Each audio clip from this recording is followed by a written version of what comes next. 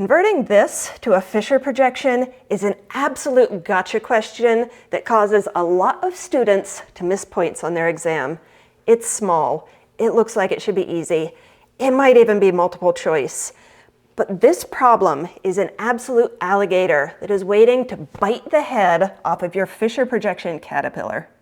This is the 90-degree rotation trap.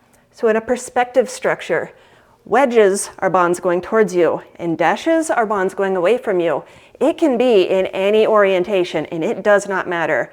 But in a Fischer projection, you are just supposed to remember that all of the vertical bonds are leaning away from you, and all of the horizontal bonds are coming towards you, like a little caterpillar offering to give you a hug.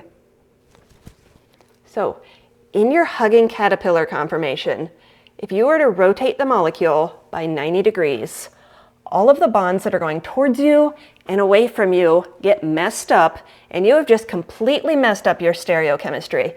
So you can take a Fischer projection and rotate it by 180 degrees, but no other angle is acceptable. For this problem, think of this hand as a chlorine that's coming towards you, and this hand as a bromine that's coming towards you.